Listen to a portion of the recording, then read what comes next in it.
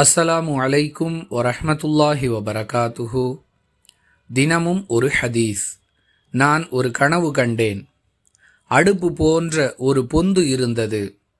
அதன் மேற்பகுதி குறுகியதாகவும் அடிப்பகுதி விசாலமானதாகவும் இருந்தது.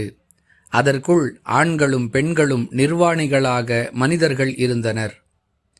அதன் அடிப்பகுதியில் நெருப்பு எரிந்து கொண்டிருந்தது. நெருப்பின் வெப்பம் அதிகமாகும் பொழுது அதற்குள் இருந்த மனிதர்கள் வெளியேற முயற்சித்தனர்.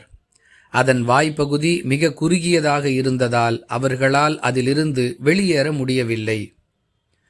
வெப்பம் தணிந்ததும் அவர்கள் மீண்டும் அதன் அடிப்பகுதிக்கு சென்று விட்டார்கள். இவ்வாறே அந்த நெருப்பின் வெப்பத்தின் காரணமாக அவர்கள் வேதனை செய்யப்பட்டு கொண்டே இருந்தார்கள். யார் இவர்கள்? எதற்காக இப்படி வேதனை செய்யப்படுகிறார்கள் என்று நான் கேட்டேன். இவர்கள் விபச்சாரத்தில் ஈடுபட்டவர்கள் என்று எனக்கு விளக்கம் கூறப்பட்டது என அல்லாஹுவின் தூதர் ஸல்லல்லாஹு அலைஹி வஸல்லம் அவர்கள் கூறியதாக சமூரா பின் ஜுந்தூப் ரதியல்லாஹு அன்ஹு அவர்கள் அறிவிக்கிறார்கள். நூல் புகாரி, ஹதீஸ் எண் 1386. அன்பிற்குரிய அல்லாஹுவின் நல்லடியார்களே, ஆண்களுக்கு பெண்களும் பெண்களுக்கு ஆண்களும் உடல் ரீதியாக தேவையுள்ளவர்கள் என்ற நிலையிலேயே அல்லாஹ் மனித இனத்தை படைத்திருக்கிறான். அந்த தேவையை நல்ல விதமாக நிறைவு செய்து கொள்வதற்கு திருமணம் என்ற ஒரு காரணத்தை அல்லாஹ் ஏற்படுத்தி இருக்கிறான்.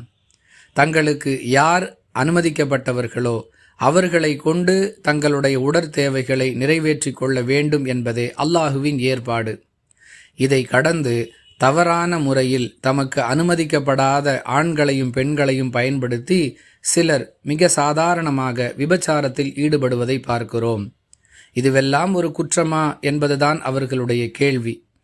ஆனால் இந்த செயலுக்காக மறுமையில் எப்படிப்பட்ட தண்டனை இருக்கிறது என்பதை நமக்கு உணர்த்தும் விதமாக அல்லாஹ் ரசூலுல்லாஹி ஸல்லல்லாஹு அலைஹி வஸல்லம் அவர்களுக்கு கனவு வழியாக இறை செய்தியை கொடுத்து பாடம் நடத்துகிறான்.